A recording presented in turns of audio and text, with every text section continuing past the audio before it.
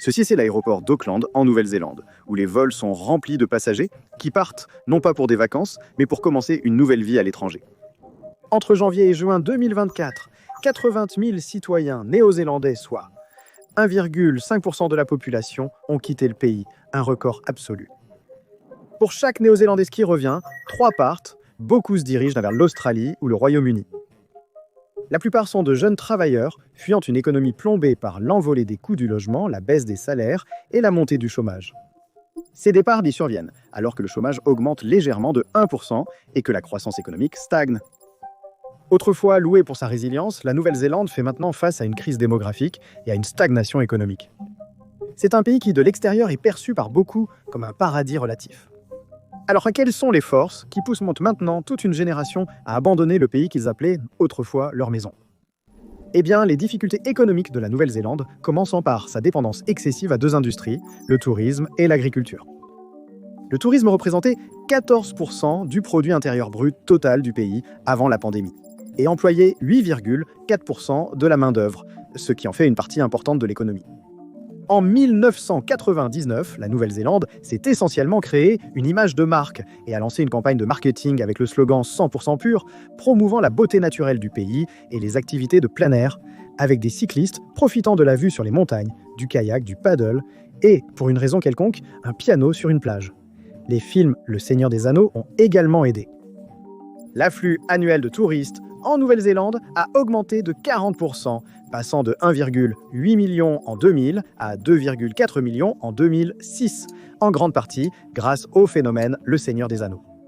Pour un pays avec une population de juste un peu plus de 5 millions, c'est beaucoup de personnes supplémentaires. Entre 2007 et 2008, on estime que plus d'1 milliard de personnes ont vu une sorte de marketing 100% pur, que ce soit en imprimé, à la télévision ou en ligne. C'est devenu l'une des stratégies de marketing les plus efficaces au monde. Cependant, cette dépendance au tourisme a laissé la nation vulnérable lorsque les voyages mondiaux se sont arrêtés. Les chiffres ont depuis rebondi à 84% des niveaux d'avant la pandémie, mais la reprise est fragile. La décision récente du gouvernement de tripler la taxe pour les visiteurs de 35 $ néo-zélandais à 100 a suscité des inquiétudes parmi les leaders de l'industrie, craignant qu'elle puisse dissuader davantage les voyageurs. Cette mesure vise à financer des projets de conservation et d'infrastructure, mais elle reflète des problèmes systématiques, plus profonds. Comment soutenir une économie basée sur le tourisme lorsque son principal attrait, l'environnement, est menacé? L'agriculture, quant à elle, contribue à plus de 5% du produit intérieur brut, le plus haut niveau jamais atteint. Cela a longtemps été un autre pilier économique, mais la dépendance du secteur envers les travailleurs étrangers l'a exposé à des chocs. La main-d'œuvre migrante, qui représentait autrefois 20% de la main-d'œuvre agricole, a diminué pendant la pandémie, entraînant des récoltes non récoltées et des pertes financières. Par exemple, dans l'industrie du kiwi seul, la pénurie de main-d'œuvre signifiait qu'environ 20% des récoltes n'ont pas été récoltées, entraînant des pertes financières estimées à des millions de dollars. En même temps, les politiques de durabilité du gouvernement visant à réduire les impacts environnementaux de l'agriculture ont imposé des coûts supplémentaires aux agriculteurs. Ces politiques sont certainement bonnes pour l'environnement, et elles incluent des choses comme la réduction des émissions de méthane biogénique de 10% d'ici 2030 et jusqu'à 47% d'ici 2050, par rapport au niveau de 2017. Mais pour y parvenir, les agriculteurs sont tenus d'adopter des technologies de réduction des émissions qui nécessitent souvent des investissements initiaux importants et peuvent rendre difficile pour les agriculteurs d'être compétitifs sur les marchés mondiaux. Ces vulnérabilités sont exacerbées par les mesures d'austérité gouvernementale. Suite à la récession économique qui a commencé en 2022, le Parti national de centre-droit qui a été élu en 2023 a initié des coupes généralisées dans le secteur public et réduit les dépenses pour contrôler la dette. Mais il y a eu des effets secondaires négatifs. Les soins de santé publique en sang, par exemple, ont vu des coupes budgétaires qui ont poussé les hôpitaux à leurs limites, augmentant les temps d'attente et réduisant le personnel disponible dans les zones critiques. Dans l'éducation, l'investissement en capital pour les projets d'infrastructures scolaires a été retardé ou annulé, laissant beaucoup d'écoles fonctionner dans des conditions inférieures aux normes. Les transports et l'infrastructure ont également été touchés, avec des retards dans l'entretien des routes et une réduction des projets prévus dans le cadre de quelque chose appelé le Fonds national pour le transport terrestre. Les symptômes économiques plus larges sont sombres. Le chômage a augmenté à 4,7% à la mi-2024 et l'économie s'est contractée pendant 4 des 5 derniers trimestres. La croissance annuelle reste stagnante à 0,2%, tandis que les taux d'intérêt ont grimpé à plus de 5% dans une tentative de ralentir l'inflation. Vous voyez, dans le cas de la Nouvelle-Zélande, l'inflation a grimpé au-dessus de 7% en 2022, bien au-dessus de la fourchette cible de la Banque de réserve de Nouvelle-Zélande de 1 à 3%. Donc pour refroidir essentiellement l'économie, la Banque de réserve a augmenté les taux d'intérêt, ce qui rend l'emprunt de choses comme la souscription de prêts et de hypothèques plus coûteux. Cela décourage les dépenses et les investissements, aidant à réduire la demande de biens et de services, ce qui à son tour ralentit les augmentations de prix. Cela affecte les emplois, car les entreprises font face à des coûts plus élevés pour les prêts, ce qui rend plus difficile l'expansion ou l'investissement dans de nouveaux projets. Cela peut ralentir la création d'emplois ou conduire à des licenciements, ce qui fait partie de la raison pour laquelle un record de 80 200 citoyens ont quitté le pays au cours de l'année se terminant en juin 2024, une augmentation de 70% par rapport aux chiffres d'avant la pandémie. Beaucoup de ces immigrants sont de jeunes professionnels poussés à l'étranger par l'augmentation des coûts et le manque d'opportunités économiques. Mais pour vraiment comprendre ce qui ne va pas avec l'économie de la Nouvelle-Zélande, nous devons remonter aux années 80. Le 4e gouvernement travailliste dirigé par le Premier ministre David Lang et le ministre des Finances Roger Douglas est arrivé au pouvoir pendant une crise. Le pays était noyé dans la dette, l'inflation était galopante, et des années de contrôles économiques lourds sous le Premier ministre Robert Muldoon avaient freiné la croissance. La solution du gouvernement est devenue connue sous le nom de Rogernomics, une transformation radicale et axée sur le marché de l'économie de la nation, inspirée par la Reaganomics aux États-Unis et le Thatcherisme au Royaume-Uni. Ce qui a suivi n'était rien de moins qu'une révolution. Les subventions de l'État qui soutenaient à des industries comme l'agriculture et la sylviculture ont été retirées du jour au lendemain, forçant les entreprises à s'adapter ou à échouer. Les marchés financiers ont été déréglementés, le contrôle des changes et des taux d'intérêt a été supprimé et le dollar néo-zélandais a été flottant, ce qui signifie que sa valeur n'était plus fixée par le gouvernement mais déterminée par l'offre et la demande sur les marchés mondiaux des devises. Les entreprises publiques, de la télécommunication à la banque, ont été corporatisées et préparées pour la vente. Ces mouvements ont été construits comme nécessaires pour moderniser une économie stagnante, mais leur impact se ferait sentir bien au-delà des bilans. Les taxes ont été restructurées de manière à remodeler la société. Une nouvelle taxe sur les biens et services a été introduite, tandis que le taux d'imposition maximal a été réduit de 66% à 48%. L'inflation est tombée à un chiffre, mais le chômage a augmenté car les industries traditionnelles comme la fabrication et l'agriculture ont fléchi sous la pression. À la fin de la décennie, la Nouvelle-Zélande était la seule nation industrialisée au monde à enregistrer une croissance négative du produit intérieur brut en 1989, alors que l'économie entrait dans une récession prolongée. La vitesse et l'ampleur de ces réformes étaient assez sans précédent. Douglas et ses alliés au Trésor ont agi avec un pouvoir quasi absolu, utilisant la majorité parlementaire pour contourner la dissidence. L'avis du public a été largement ignoré.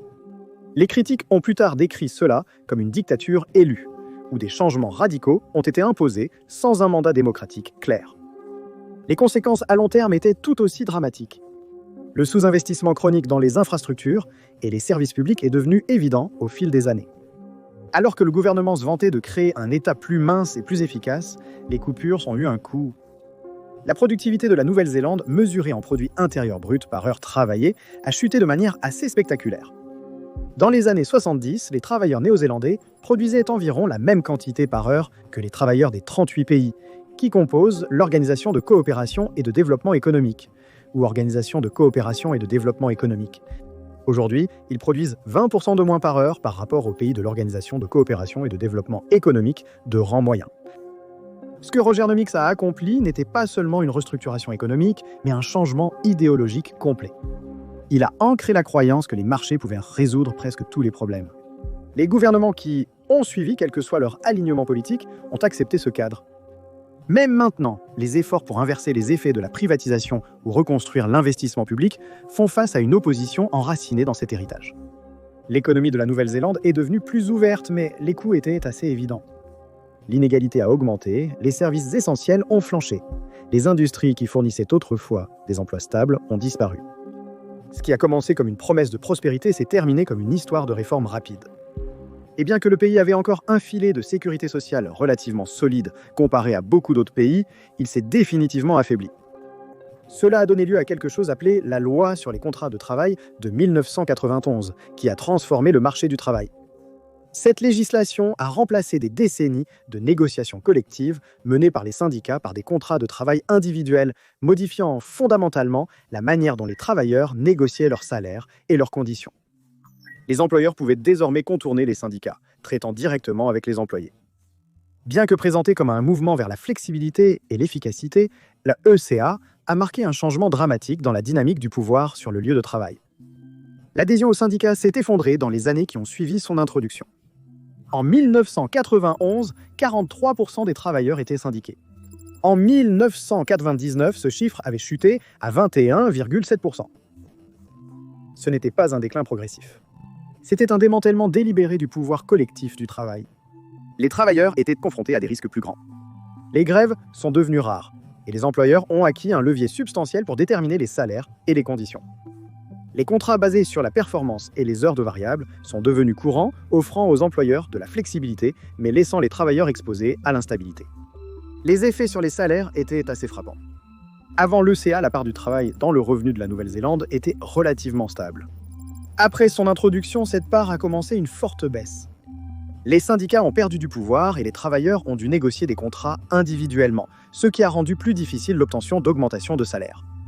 D'ici 2023, les salaires représentaient une proportion historiquement faible du revenu national, reflétant des décennies de croissance des gains supprimés. Ce qui a compensé cette baisse de part, ce sont les surplus d'exploitation et les rendements du capital. En gros, des salaires plus bas avec des bénéfices d'entreprises plus élevés. Pour les travailleurs, cela signifiait moins de ressources pour les besoins essentiels et une dépendance accrue à l'égard des emplois secondaires. L'influence de l'ECA s'étendait cependant au-delà des salaires. Son accent sur la réduction des coûts a découragé les investissements dans les industries qui améliorent la productivité. Les entreprises, en particulier dans l'agriculture et le tourisme, se sont appuyées sur la main-d'œuvre à faible coût au lieu d'adopter des technologies ou des stratégies qui pourraient augmenter la production par travailleur. Ces industries, déjà centrales dans l'économie de la Nouvelle-Zélande, sont devenues encore plus ancrées en tant que principaux moteurs de croissance. Bien que l'agriculture et le tourisme aient généré des revenus, leur faible productivité a rendu difficile pour le pays de suivre le rythme des concurrents mondiaux axés sur des secteurs à haute valeur ajoutée comme la technologie et la fabrication avancée. En même temps, le travail occasionnel et à temps partiel a connu une forte augmentation. Les employeurs ont profité des dispositions de la loi pour élargir les arrangements d'emploi non standards. Les arrangements d'emploi non standards étant des choses comme le travail à la tâche, les contrats à durée déterminée et le travail saisonnier. Cela a involontairement contribué à la nécessité d'une immigration plus importante. Bien que cela ait permis aux entreprises de s'adapter aux fluctuations de la demande, cela signifiait également moins de sécurité d'emploi et moins d'avantages pour les travailleurs. Le passage à un marché du travail précaire a élargi l'inégalité des revenus, créant un fossé croissant entre les salariés stables à haut revenu et une main-d'œuvre vulnérable et sous-payée. L'ECA a été introduite pendant une période de réformes économiques radicales, mais son impact sur les relations de travail est assez unique. Elle n'a pas simplement créé un marché du travail plus flexible. Elle a restructuré l'économie pour privilégier l'efficacité à court terme plutôt que la résilience à long terme. En réduisant la croissance des salaires et en transférant les risques sur les travailleurs, la loi a laissé la Nouvelle-Zélande dépendante des industries qui ne pouvaient pas générer une croissance durable et à haute valeur. La loi sur les contrats de travail a également créé les conditions pour que la crise du logement en Nouvelle-Zélande prenne racine. La suppression des salaires et la déréglementation du marché du travail ont modifié le comportement économique. Avec des revenus diminués, les travailleurs avaient moins de pouvoir d'achat, tandis que les entreprises, axées sur la réduction des coûts plutôt que sur la productivité, canalisaient les ressources vers des investissements plus sûrs et plus rentables comme l'immobilier. Alors que les salaires stagnaient, la propriété immobilière devenait moins accessible pour le travailleur moyen, transformant le logement en une marchandise plutôt qu'en un abri. Entre 2020 et 2021, les prix des maisons ajustés en fonction de l'inflation en Nouvelle-Zélande ont augmenté de 256%, comparativement à des augmentations beaucoup plus faibles dans des pays comme les États-Unis avec 64% et le Royaume-Uni avec 110%. Une série de décisions politiques pendant et après la mise en œuvre de l'ECA ont rendu l'investissement immobilier particulièrement lucratif. Le gouvernement n'a pas imposé les bénéfices réalisés sur la vente de biens immobiliers, et les règles de zonage ont facilité l'achat et le développement de terrains. Cela a encouragé les investisseurs à se concentrer sur l'immobilier, faisant monter les prix des logements alors que les gens se faisaient concurrence pour gagner de l'argent avec l'immobilier. Les personnes et les entreprises ont cessé d'investir leur argent dans des domaines tels que la technologie et la fabrication qui pourraient améliorer la productivité. Au lieu de cela, ils se sont concentrés sur le logement car c'était le moyen le plus facile et le plus fiable de réaliser un profit. Ce changement a eu des effets en cascade sur l'économie de la Nouvelle-Zélande. D'ici 2022, l'accessibilité au logement avait chuté, les loyers et les hypothèques consommant 30% ou plus du revenu disponible pour 46% des locataires, un chiffre qui était de 19% dans les années 1980. Alors que les prix de l'immobilier s'envolaient, les coûts de construction sont devenus un autre goulet d'étranglement. Les conseils locaux n'avaient pas assez d'argent pour améliorer l'infrastructure, ce qui rendait plus difficile le développement des terres. Cela a conduit à l'expansion des villes et à l'augmentation des prix des terrains, rendant le logement encore moins abordable en Nouvelle-Zélande. Le marché du travail, affaibli par l'ECA, s'est mêlé à la crise du logement. Avec des salaires incapables de suivre le coût de la vie en spirale, les industries critiques ont eu du mal à retenir les travailleurs. Les professionnels sont partis en nombre record. Les entreprises qui, confrontées à des pénuries de main-d'œuvre, se sont tournées vers des travailleurs immigrés à faible coût. Cet afflux a exercé une pression supplémentaire sur les infrastructures urbaines, les transports, les systèmes d'eau et les écoles, déjà en difficulté pour accueillir des populations croissantes. Pourtant, ces défis n'ont jamais été rencontrés avec un investissement suffisant. Au lieu de cela, les ressources ont continué à être investies dans le logement spéculatif. L'inégalité du logement s'est approfondie alors que la propriété immobilière diminuait. Entre 1986 et 2013, la propriété immobilière est passée de 74% à 65%, avec plus d'1% de la population vivant dans une grave privation de logement. Des familles sans abri se sont entassées dans des voitures et des motels, et les coûts du logement d'urgence ont grimpé à 4 milliards par an, un chiffre qui a doublé depuis 2017. La crise du logement illustre comment les forces économiques interconnectées façonnent les résultats des politiques nationales. Ce qui a commencé par une suppression des salaires s'est transformé en une boucle auto-renforçante. Le logement inabordable favorise la migration, affaiblit la productivité et met à rude épreuve les infrastructures. Alors que la Nouvelle-Zélande reste enfermée dans ce cycle, le marché du logement, autrefois considéré comme un refuge, est devenu le plus grand obstacle à la reprise économique de la Nouvelle-Zélande. Mais les défis économiques de la Nouvelle-Zélande vont encore plus loin. Ils sont enracinés dans des faiblesses structurelles qui laissent le pays en difficulté pour suivre le rythme du monde moderne. L'un des indicateurs les plus clairs est la recherche et le développement. En 2019, la Nouvelle-Zélande a alloué 1,47% de son produit intérieur brut à la R&D, se classant 26e sur les 38 pays de l'Organisation de coopération et de développement économique. Comparez cela à la Corée du Sud, où 4,5% stimulent l'innovation technologique, ou à Israël, où des niveaux d'investissement similaires alimentent une industrie technologique en plein essor. Pour la Nouvelle-Zélande soi-même, ce manque d'engagement a signifié moins de percées. Il a stagné la croissance industrielle et a conduit à une incapacité à développer des secteurs compétitifs à haute valeur ajoutée qui pourraient vraiment aider à diversifier l'économie. Le problème est encore aggravé par le fait que la Nouvelle-Zélande dépend presque entièrement de l'Australie comme partenaire commercial principal. Si la proximité fait de l'Australie un choix évident, elle souligne également une occasion manquée de diversifier les relations commerciales. Le Royaume-Uni, avec son intégration dans l'Union européenne depuis des décennies, construit des réseaux commerciaux à travers l'Europe. Le Canada tire parti de son accès aux États-Unis, la plus grande économie du monde, pour développer ses industries. En revanche, la Nouvelle-Zélande envoie des produits agricoles en Australie, s'appuyant sur une base d'exportation étroite qui la rend vulnérable aux perturbations du marché. Tout est plus cher en raison de son isolement géographique. Cela signifie également que les coûts d'expédition sont élevés, tandis que le petit marché intérieur limite les économies d'échelle. Une des façons de mesurer cela est à travers quelque chose appelé parité de pouvoir d'achat, une mesure économique qui compare le coût de la vie entre les pays en déterminant combien d'argent est nécessaire pour acheter les mêmes biens et services dans différents endroits. Lorsqu'on compare la Nouvelle-Zélande à d'autres pays occidentaux, elle est nettement inférieure. Au niveau national, le petit marché de la Nouvelle-Zélande crée plus de barrières au progrès. Avec seulement 5,2 millions de personnes, il lui manque l'échelle nécessaire pour une expansion industrielle majeure. Les entreprises ont du mal à justifier les investissements dans les technologies d'amélioration de la productivité ou le développement de la main-d'œuvre lorsque la demande des consommateurs est intrinsèquement limitée. En conséquence, de nombreuses industries s'en tiennent à des modèles traditionnels à faible coût, renforçant la dépendance du pays à l'agriculture et au tourisme. Ces secteurs contribuent à l'économie, mais font peu pour combler l'écart de productivité avec les leaders mondiaux. Ces pressions se répercutent à travers la société. Des jeunes professionnels talentueux partent à l'étranger pour de meilleures perspectives, drainant la main-d'œuvre de ces futurs leaders. L'infrastructure est à la traîne, incapable de répondre aux exigences d'une population en croissance et en urbanisation.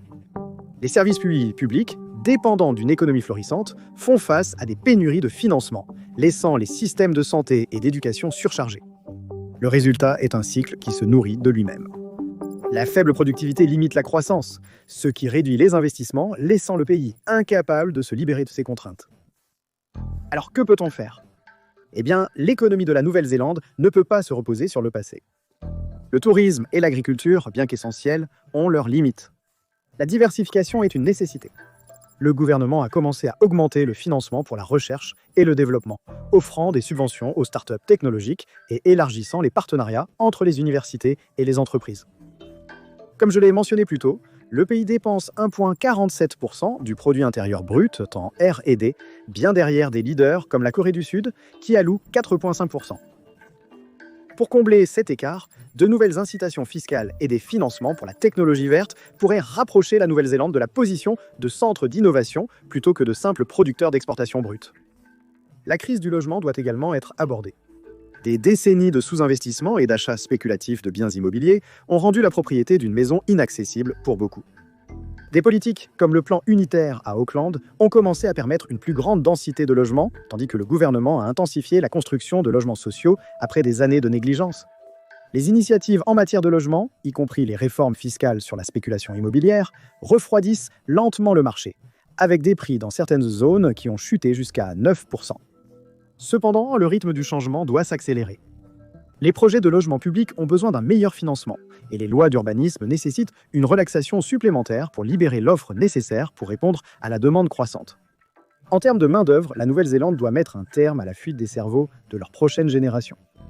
La création d'emplois à haute valeur ajoutée sur le territoire national est la seule façon de endiguer cette marée.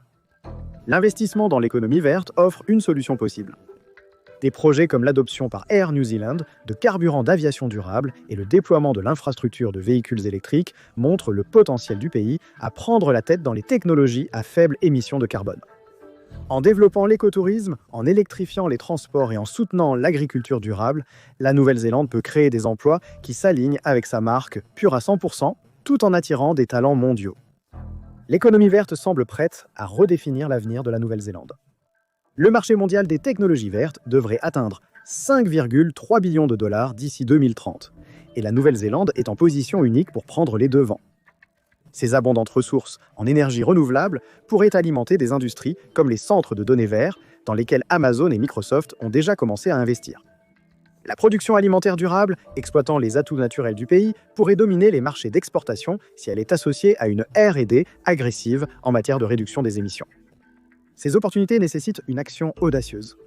Sans elle, le pays risque de rester piégé dans un cycle de faible productivité et de pertinence mondiale en déclin. Une position dans laquelle aucun pays ne veut se trouver.